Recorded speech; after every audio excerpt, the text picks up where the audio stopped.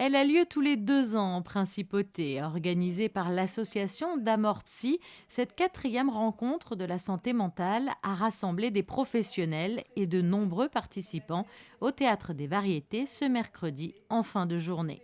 L'occasion pour l'association monégasque de présenter le GEM, lieu d'accueil non médicalisé qui a vu le jour l'an passé et qui a été dévoilé grâce à un court-métrage réalisé par l'atelier théâtre du GEM et de revenir sur tous les efforts accomplis par Monaco en matière de santé mentale.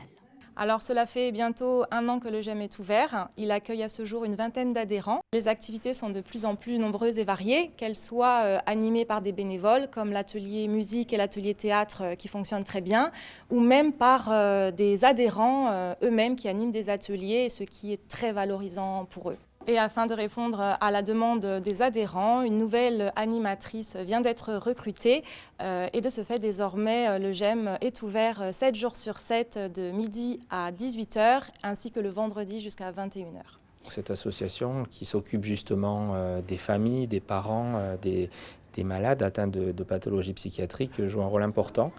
On a souhaité d'ailleurs l'accompagner et l'aider l'année dernière en lui mettant un local domanial à disposition. Elle a pu ainsi créer, et puis des budgets bien sûr, elle a pu ainsi créer le GEM, ce groupement d'entraide mutuelle monégasque, qui permet dans un milieu non médicalisé d'aider à combattre un peu la solitude, de favoriser l'inclusion sociale avec des ateliers, des sorties. Donc c'est un élément important de notre dispositif. Démystifier la maladie psychiatrique et faire remonter les besoins auprès des instances gouvernementales, tel était aussi l'objectif de cette quatrième rencontre de la santé mentale.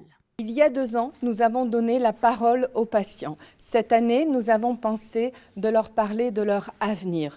Pour cela, nous sommes restés à Monaco avec toutes les équipes qui existent et qui justement prend l'avenir des patients. Je parlerai du centre hospitalier Princesse Grace avec le service de psychiatrie.